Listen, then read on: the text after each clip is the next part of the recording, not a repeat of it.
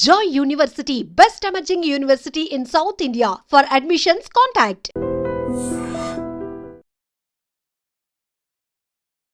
నమస్కారం, welcome to I dream. ధర్మ మార్గం విత్ విజిత కార్యక్రమానికి స్వాగతం.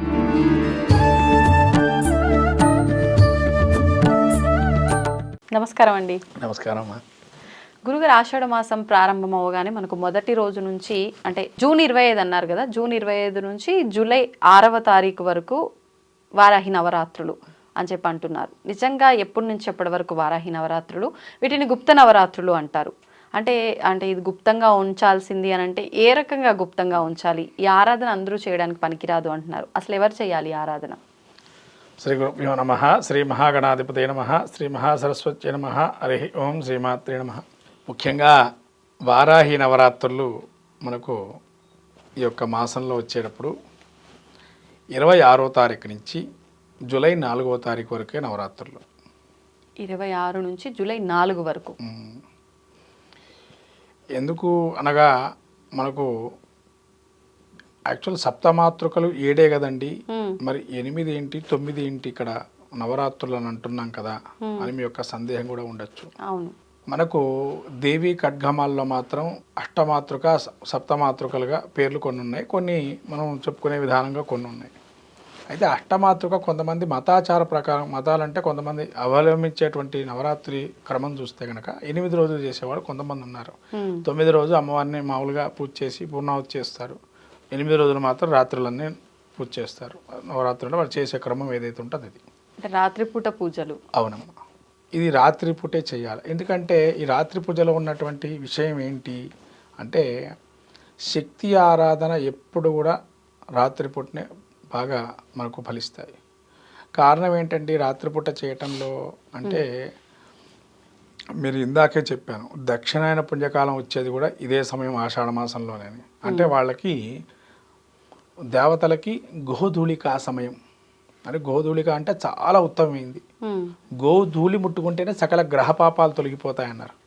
అటువంటి సుముహూర్త సమయంలో మనం దేవతారాధన వారాహి నవరాత్రులు చేస్తున్నాం.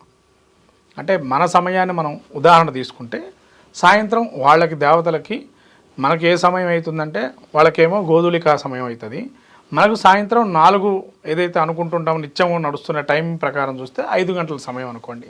5 నుంచి 7 మధ్యలో మనం పూజ చేస్తున్నట్టుగా. ఓకే, అట్లా వాళ్ళ యొక్క ఆరాధన క్రమంలో మనం చేస్తున్నాం. అలా చేయడం వారాహి నవరాత్రులు ప్రత్యేకంగా విష్ణుమూర్తి యొక్క వారాహి అంటే వరాహ స్వరూపం నుంచి వచ్చినటువంటి అమ్మవారే వారాహీదేవి. అంటే విష్ణుమూర్తి స్వరూపంగానే విష్ణుమూర్తికి వచ్చేది వైష్ణవీదేవి. అంటే ఇక్కడ ఏంటంటే శక్తి స్వరూపాలు ప్రధానంగా తీసుకోవాలి. అంటే మనకు లలితోపాఖ్యానం కానీ బ్రహ్మాండ పురాణం కానీ మత్స్యపురాణం తీసుకున్నట్లయితే, మత్స్యపురాణం మీరు ఉన్నారో లేదో, మత్స్యపురాణంలో శివుడు నిర్దేశించేటువంటి 189 శక్తుల్లో ఆ శక్తులను ఉద్భవించిందే ఈ శక్తి పరమాత్మ స్వరూపం. ఇవన్నీ కూడా అవే ఆ శక్తులే. అంటే శక్తి స్వరూపాల్ని ప్రపంచమంతా ఏర్పాటు చేసి సృష్టిని రచింపజేయమని చెప్పన్నారు శివుడు. ఆ విధంగా సృష్టించిన క్రమంలోనే వచ్చినటువంటి అమ్మవారే వారాహి దేవి కూడా. అలా మనం మత్స్యపురాణం తీసుకున్నట్లయితే ఆ విధంగా ఉంది. బ్రహ్మాండ పురాణంలో బండాసురాది రాక్షసాదులు చంపడానికి అమ్మవారు అనేకమైన దేవతాశక్తిని తీసుకొని పోరాడిందని చెప్పి, అది ఇంద్రుడి నుంచి ఐంద్రి అని, మళ్ళీ చాముండీదేవి అని, తర్వాత కుమారస్వామి నుంచి కౌమారి అని, బ్రహ్మ నుంచి బ్రాహ్మి అని, విష్ణుమూర్తి వైష్ణవి అని, రుద్రుడి నుంచి మాహేంద్రి అని, మహేశ్వరుడి నుంచి, అట్లా నారసింహం నుంచి నారసింహి అని, మళ్ళీ వరాస్వామి నుంచి వారాహి అని, ఇలా మనకు అష్టమాతృక సప్తమాతృక స్వరూపాలు ఇది మనకు శ్రీశైలంలో కనబడుతుంది. విగ్రహాలు మీకు శ్రీశైలంలో సప్తమాతృక స్వరూపాలు కనబడతాయి. దేవాలయంలో అమ్మవారి గుడి పైన ఉంటే కనుక భ్రవరాంబిక అమ్మవారి గుడికి వెళ్తే అక్కడ సప్తమాతృకా దేవతలు చిన్నగా పట్టణంలాగా ఇంత ఉంటుంది, కొండకు రాసి ఉంటాయి. మీరు శ్రీశైలం వెళ్తే కనుక అక్కడ అన్ని చిన్న చిన్న ప్రతిమల్లాగా ఉంటాయి, గోడకే ఉంటాయి అవి. అయితే ఈ సప్తమాతృకలు ఏంటండి, ఒక్కొక్కటి ఏంటి అంటే, ఇప్పుడు బ్రాహ్మి మొదటి రోజు బ్రాహ్మి యొక్క ఆరాధన చేయటం వల్ల బ్రహ్మజ్ఞానం వస్తుంది అని. మాహేశ్వరి అంటే మనకు ఉండేటువంటిది ఏదైనా కూడా బాధలు ఉంటా, మన ఇంట్లో ఉండేటువంటి బాధలు ఏవైతే ఉంటే శక్తి స్వరూపాన్ని ఇచ్చేది మాహేశ్వరి దేవి.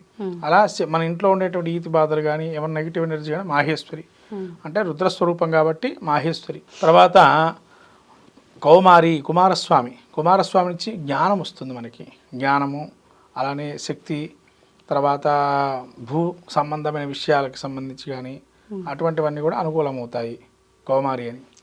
తర్వాత వైష్ణవి ఏంటంటే విష్ణుమూర్తి. కొంతమంది ఒక ఏజ్ వచ్చిన తర్వాత మోక్షం కోరుతుంటారు, కొంతమంది చిన్నప్పటి నుంచే భక్తి భావంలో ఉంటూ ఉంటారు. వైష్ణవి అంటే చిన్నపిల్లల నుంచి భక్తి భావన వచ్చేటువంటిది వైష్ణవిదేవి. అందుకని చిన్నపిల్లల్ని వైష్ణవి స్వరూపంగా చూడమంటారు, అంటే బాలాత్రిపుర సుందరి స్వరూపంలో ఉంటారు వాళ్ళు. అందుకని చిన్నపిల్లల స్వరూపాన్ని విష్ణుమూర్తి స్వరూపాలు. స్థితికారకుడు, మన స్థితి అంతా బాగుండాలని, అట్లానే మనకు డబ్బు సంపాదనతో పాటు అష్టైశ్వర్యాలు ఉన్నాయి కదా, అందులో కూడా సమయానికి భోజనం చేయాలి, సమయానికి మంచిగా ఉండాలి అనేది ఈ విష్ణుమూర్తి యొక్క స్వరూపం. తర్వాత మాహేంద్రి అంటే ఇంద్రుడు. ఇంద్రుడి దగ్గర ఏముంటాయమ్మా? సంపదలు ఉంటాయి. ఏమేమి సంపదలు ఉంటాయి ఇంద్రుడి దగ్గర? కల్పవృక్షు, కామధేనువు, తర్వాత గజము, తర్వాత అమృత భాండము, ఇవన్నీ కూడా ఇంద్రుడి దగ్గర ఉంటాయి. దేవతల ప్రధాన దేవతల్లో ఇంద్రుడు కాబట్టి ఇంద్రుడి దగ్గర ఇవన్నీ ఉంటాయి. అంటే ఇంద్రత్వం అంటే రాజ్యాధికారము, అంటే రాజ సమానంగా ఉండే పదవులు మనం అధిరోహించాలి అంటే మాహేంద్రి స్వరూపం, అదే ఇంద్ర స్వరూపం. తర్వాత చాముండి, మనకు శత్రువుల్ని సంహారం చేసేటువంటి అనేక రకాల శత్రువులు ఉంటాయి, అంతఃశత్రువుల్ని చంపేటువంటిది చాముండీదేవి. బహిశత్రువులు కదా, అంతఃశత్రువులు అంటే మనకు ఉండేటువంటి అహంకారము, దర్పము, మదము, మాత్సర్యము, పార్షాలిటీ, ఒకటి మీద ద్వేషభావము, రాగద్వేషాలు ఇవన్నీ నశింపజేసేది ఈ యొక్క అమ్మవారు చాముండీదేవి. అలా ఆ విధంగా. తర్వాత నారసింహి, తెలిసి తెలియక శత్రువులు అనేక మంది ఉంటారు. అలా శత్రు సంహారం కానీ, గ్రహపీడలు కానీ, కాలాన్ని మనము శాసించలేము, కాలాన్ని మనం అనుకూలంగా రావాలన్నా కూడా నారసింహార్చన చాలా విశేషంగా చెప్పబడింది. అంటే కాలాధీనము కొద్దిగా నారసింహ స్వరూపంలో ఉంటుందని. ఇంకా మనం చివర చెప్పుకునేటువంటిది వారాహి. ఈ వారాహీదేవి యొక్క స్వరూపం ఏంటంటే ముఖ్యంగా భూ సమస్యలకి పరిష్కారం. అందుకని చేతిలోనే, అమ్మవారి చేతిలోనే ఉంటుంది హాలం, అంటే దున్నేటువంటి స్వరూపం. అంటే దున్నితే పంట మంచిగా సస్యశ్యామలంగా సుభిక్షంగా ఉండాలి అని చెప్పి. తర్వాత శంఖచక్రాదులతో అమ్మవారు ఉంటుంది, హాలంతో ఉంటుంది. ఇంకో చేతిలో దున్నపోత మీద అమ్మవారు ఉంటుంది. దున్నపోత ఏంటండి ఇక్కడ అమ్మవారి యొక్క ఆరోహణ దాని మీద ఉంది అని అంటే కొన్ని స్వరూపాలు ఉన్నాయి. అమ్మవారిలో కూడా 5 స్వరూపాలు ఉంటాయి వారాహి స్వరూపాల్లో కూడా. లఘు వారాహి, ధూమ్ర వారాహి, కిరాత వారాహి, స్వప్న వారాహి, మహావారాహి. ఈ యొక్క స్వరూపాల్లో అమ్మవారు ఉంటుంది. ఒక్కొక్క దానికి ఒక్కొక్క మళ్ళీ మనకు విద్యలు ఉంటాయి.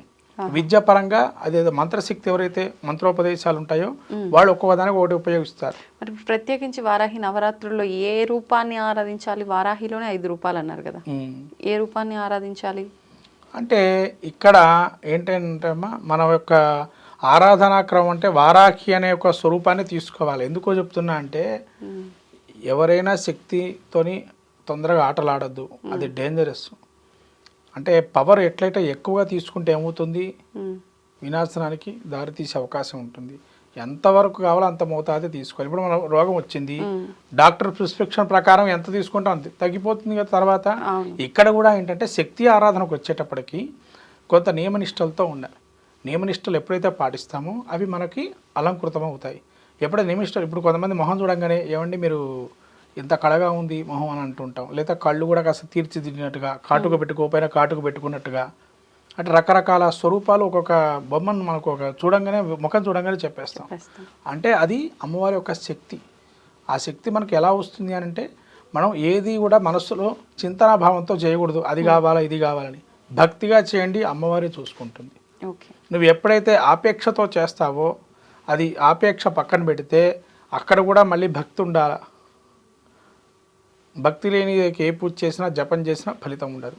ఇక్కడ మీరు అన్నట్టుగా మరి ఏ దేవతను ఆరాధన చేయాలండి? వారాహి అంటే అంతా స్వరూపం అదే, కానీ ఒక్కొక్క కోరిక ఒకటి ఉండొచ్చు, కానీ కోరికతో పూజ చేయమని చెప్పటం లేదు. మీ ఇష్టం, మీ మనస్సంకల్పం. ఆ రోజు ఏ అమ్మవారిని పూజ చేయాలనుకుంటే ఆ అమ్మవారిని పూజ చేసుకోండి. ఇప్పుడు లఘువారాహి ఉంది. లఘువారాహి అంటే ఏంటంటే చిన్నదైనటువంటిది, స్టార్టింగ్లో ఉంటుంది అమ్మవారి యొక్క స్వరూపం, చిన్న మంత్రం కూడా చిన్నగా ఉంటుంది. తర్వాత మనకు లలితా సహస్రనామం వస్తే లలితా సహస్రనామ పారాయణం కూడా చేసుకోవచ్చు. అది రాత్రి వేళ శుభ్రంగా హాయిగా సంకల్పం చేసుకొని అమ్మవారి అర్చన ఆ విధంగా చేసుకోవచ్చు. ముఖ్యంగా అమ్మవారికి ఇష్టమైనది ఏంటంటే ధూపం వేయటం నేర్చుకోవాలి. ధూపం చాలా ఇంపార్టెంట్. ఈ శక్తి దేవతల్లో ఈ రహస్య శక్తుల్లో ఎంత ధూపం వేస్తే అంత మనకు అనుగ్రహం కలుగుతుంది. కాబట్టి ఎవరైనా కూడా సింపుల్గా చేసేటువంటి కార్యక్రమం ఏంటి ఈ నవరాత్రుల్లో అంటే ధూపం ఎట్టి పరిస్థితుల్లో మర్చిపోవద్దు. సాయంత్రం పూట అమ్మవారి పూజలో ధూపం కంపల్సరీ ఉండాలి. మాకు శక్తి లేదండి, మేమేమీ నైవేద్యాలు వండి పెట్టలేమో, మా వల్ల కాదు అనుకున్న వారు దానిమ్మ పండు నైవేద్యం పెట్టండి. దానిమ్మ పండు ధూపం ఈ రెండు అమ్మవారి దగ్గర ఉంటే మీరు సింపుల్గా మంత్రాలు ఏ వస్తో వాటితో చేసుకోవచ్చు. లేదా లలితా సహస్రం చేసుకోవచ్చు. అష్టోత్తరమే చేయండి. వారాహి అష్టోత్తరం కొడితే ఇవాళ రోజుల్లో గూగుల్లో పెడితే అనేక రకాల స్తోత్ర నిధి అని రకరకాలు ఉన్నాయి. దానిలో అక్షరాలు తప్పులు పోకుండా మీరు చదువుకున్నట్లయితే చదువుకోండి. అయితే యూట్యూబ్లో మీకు ఏమన్నా అవకాశం ఉంటే యూట్యూబ్లో వచ్చేటువంటి వీడియోకి అనుగుణంగా ఏదన్నా నామస్మరణ జరుగుతుందా ఆ స్మరణ చేస్తూ మీకు ఓం వారాహ్యే నమః, ఓం శ్రీమాత్రే నమః అని అనుకోవచ్చు. ఇంకా మీకు మంత్రం శ్లోకం కూడా వచ్చంటే లలితా సహస్రనామంలో విశుక్ర ప్రాణహరణ వారాహి వినిందితాయ నమః, లేదా కిరిచక్రారుడ దండనాథ పురస్కృతాయ నమః అనే నామాన్ని చెప్పుకోవచ్చు. లేదా మహావారాహ్యే నమః సింపుల్గా చెప్పుకున్నా కూడా అమ్మవారి అనుగ్రహం కలుగుతుంది. భూ సమస్యలు ఏమైనా ఉన్నా కూడా ప్రత్యేకంగా వాళ్ళు చేసుకుంటే చాలా విశేషంగా ఉంటుంది. వడపప్పు పానకము, దానిమ్మ పండు, కొబ్బరి చిప్ప నైవేద్యంగా పెట్టచ్చు. శక్తి ఉన్నవారైతే గుడ పాయసము, దద్దోజనము, పులిహార, ఇంకా కట్టె పొంగలి ఇవన్నీ కూడా పెట్టచ్చు. అమ్మవారికి ఇష్టమైనటువంటివి ఇవన్నీ కూడా పెట్టి నైవేద్యం పెట్టి ఆహారంగా తీసుకోవచ్చు. ఇది ఒక్క పూటనే రాత్రే చెయ్యాలి, పగలంతా ఉపవాసం ఉండాలి. అంతేగాని 9 రోజులు కూడా 9 రోజులు ఉపవాసం ఉండాలి. ఇలా చేయటం వల్ల అమ్మవారి అనుగ్రహం కలుగుతుంది. ఖచ్చితంగా ఉపవాసం లేని వాళ్ళు, చేయలేని వాళ్ళు ఇంకా నమస్కారంతో పెట్టండి, లేదా దానిమ్మ పండు పెట్టి నమస్కారం చేయండి. అంతే, ధూపం వేసి. ధన్యవాదాలు. నమస్కారం. తవ్వండి, తవ్వుతున్న శివలింగం సరే దాన్ని అట్లా కప్పేసేయండి, చూపించదండి. Krishna is there. మూర్తి పూజ కాదు, సాక్షాత్ బ్రజేంద్ర నందన భగవాన్ ఉన్నారు మూర్తిలో.